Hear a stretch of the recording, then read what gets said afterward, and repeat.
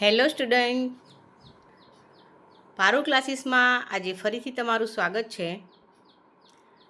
Standard 6માં જે ઇંગ્લિશની નવી text book આવી છે, જેનો યુનિટ નંબર 1, એનો આજે આપણે રીડિંગ વિભાગ જોઈશું. તો રીડિંગ સેક્શનની અંદર પણ શરૂઆતમાં આપણી આગળ એક નાની રાઇમ્સ આપેલી છે, જેનું નામ છે વેજીટેબલ્સ એન્ડ ફ્રૂટ્સ. તો અહીંયા પણ આપણે આ રાઇમ્સને સમજીશું અને ત્યારબાદ એના નીચે આગળ જે એક્સરસાઇઝ આપી છે એ ફિલઅપ કરીશું. તો જોઈએ. In the garden green and bright, fruits and veggies a delight, carrots, oranges, crispy and sweet, a healthy snake can't be beat. Mangoes juicy, summer's treat, savoring the taste, oh so neat.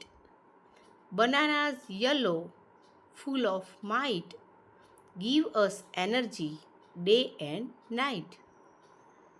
Tomatoes red, round and small, in our salad they stand tall. Spinach green, leafy and strong, makes us healthy all day long. So let's eat fruits and veggies galore. For a healthy life, they open the door. Nature's gift, colorful and true, for me, for you, for everyone too.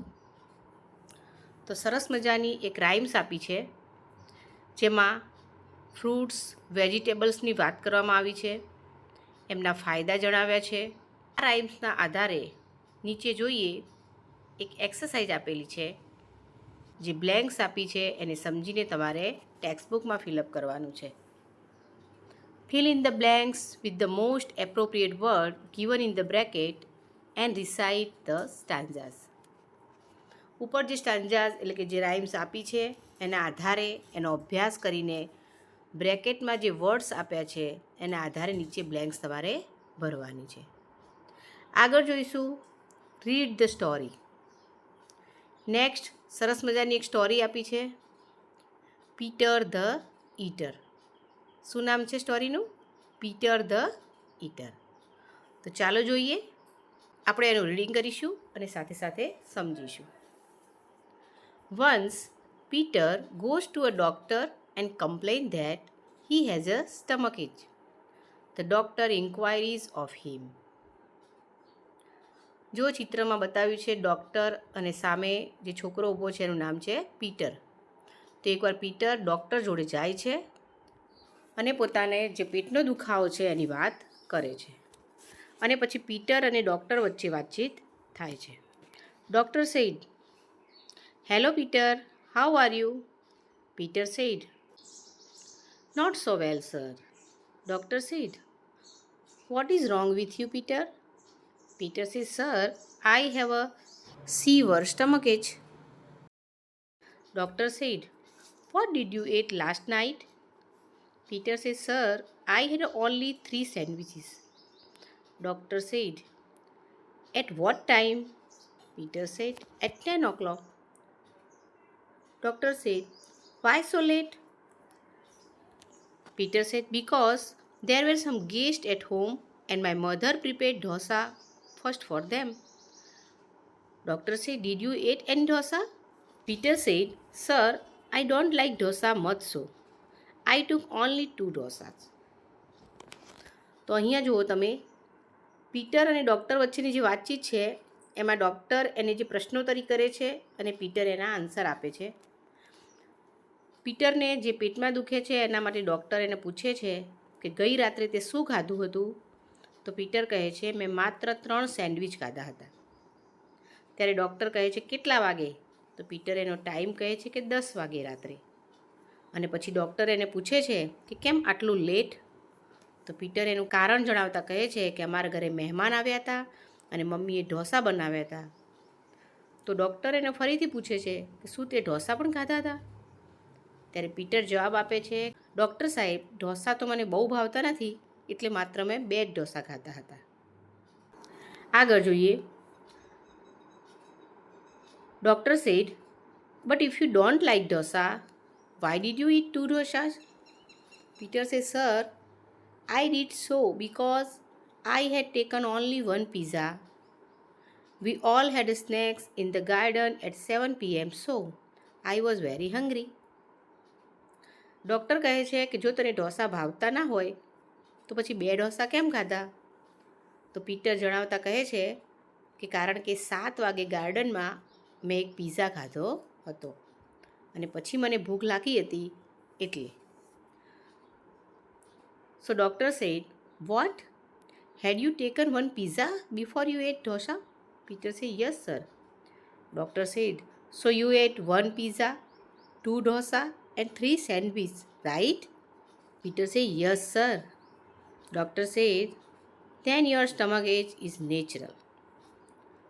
અહીંયા ડૉક્ટરને ખબર પડે છે કે પીટરે 1 pizza, 2 dosa અને 3 sandwich ખાધી છે. એટલે ડૉક્ટર એને કહે છે કે ભાઈ તો તારા પેટમાં દુખવાનું કારણ બરાબર છે, તો પેટમાં તને દુખે છે. આગળ પીટર કહે છે, but sir, I haven't taken anything after taking a glass full of milk with bread and butter this morning. તો પીટર જણાવતા કહે છે કે પણ સાહેબ, આજે સવારે એક ફૂલ ગ્લાસ ભરીને મિલ્ક, બ્રેડ અને બટર ખાધા પછી મેં બીજું કશું જ ખાધું નથી. Doctor said, milk with bread and butter? Oh, Peter, I will go mad. Pick anything now. Take this medicine and go away. તો હવે આટલું બધું સાંભળીને ડૉક્ટર પણ ગુસ્સે થાય છે અને કહે છે કે લે હવે ફટાફટ આ દવા લઈ લે અને અહીંથી નીકળી જા. So Peter said, thank you sir. Should I eat anything before take this medicine? શું આ દવા લેતા પહેલાં પણ હું કંઈ ખાવાનું છે? કે will it be harmful it take only hungry stomach? જો હું ભૂખ્યા પેટે લઉં તો મને કોઈ નુકસાન તો નહીં કરે ને? The doctor looks at Peter angrily and Peter quickly goes out of the room. અહીંયા ડૉક્ટર ગુસ્સે થઈને પીટર સામે જુએ છે અને પીટર ઝડપથી રૂમની બહાર નીકળી જાય છે. તો અહીંયા પીટર અને ડૉક્ટર વચ્ચે જે વાતચીત થઈ છે, તમે જોયું ને, પીટરે કેટલું બધું ખાઈ લીધું હતું અને આટલા બધા ખોરાક પછી એનો પેટમાં દુખે જ. તો અહીંયા આપણે એ જાણવાનું છે કે ક્યારેય વધારે પડતું ખાવું જોઈએ નહીં. એટલે કે ભૂખ કરતાં એક કોળિયો ઓછો ખાવો જોઈએ. ભૂખ ના હોય અને છતાંય આપણને ભાવે છે એમ કરીને જો આપણે ખા કરીશું તો આપણે પણ પીટરની જેમ પેટનો દુખાવો થઈ શકે છે. બરાબર. હવે આગળ જુઓ. સરસ મજાની સ્ટોરી પછી એક નાની એક્સરસાઇઝ આપેલી છે. Complete the answer to this question. એટલે કે કેટલાક ક્વેશ્ચન આપ્યા છે જેના આન્સર તમારે સ્ટોરીના આધારે આપવાના છે. અને આન્સરમાં પણ તમને બ્લેન્ક્સ આપેલી છે. એટલે કે જે બ્લેન્ક્સ આપી છે ત્યાં તમે આન્સર ભરીશો એટલે તમારો આન્સર પૂરો થઈ જશે.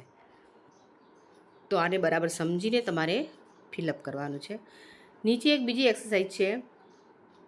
Use all the letters of the given words and make a new words. એક એક્ઝામ્પલ આપેલું છે. જે વર્ડ્સ આપેલો છે એમાં જેટલા પણ લેટર છે એ જ લેટરનો ઉપયોગ કરવાનો અને નવો વર્ડ્સ બનાવવાનો છે. બરાબર. જેમ કે EAT, ઈટ એક વર્ડ્સ આપેલો છે. આથી બીજો કોઈ પણ લેટર લેવાનો નથી અને એ જ 3 લેટરનો ઉપયોગ કરીને તમારે એક નવો વર્ડ્સ બનાવવાનો છે. તો અહીંયા બની જશે ATE, એટલે કે ઈટનું ભૂતકાળનું રૂપ બની જાય છે ને. તો આ રીતે તમારે દરેક વર્ડ્સમાંથી એક નવો વર્ડ્સ તૈયાર કરીને અહીંયા લખવાનો છે. બરાબર. ખ્યાલ આવી ગયો બધાને?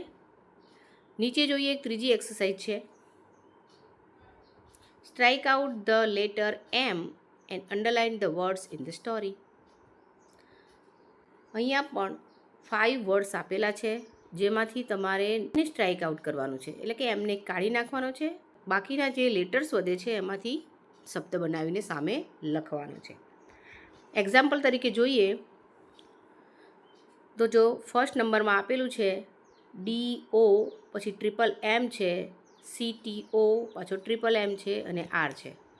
તો અહીંથી આપણે M કાઢી દઈશું તો તો આપણી પાસે એક નવો શબ્દ છે DOCTOR, એટલે કે ડૉક્ટર. તો એ ડૉક્ટર નામ વર્ડ્સ છે એ તમારે સામે લખી દેવાનું છે. બરાબર ખ્યાલ આવી ગયો બધાને? તો ઉપર જે આપણે સ્ટોરી જોઈ છે એના આધારે જ આ 3 એક્સરસાઇઝ હતી. સ્ટોરીને સમજો, એક્સરસાઇઝને સમજો અને તમારી બુકમાં ફિલઅપ કરો. આગળ હજુ આપણો યુનિટ બાકી છે, જે આપણે આપણા નેક્સ્ટ વિડીયોમાં જોઈશું. નમસ્કાર.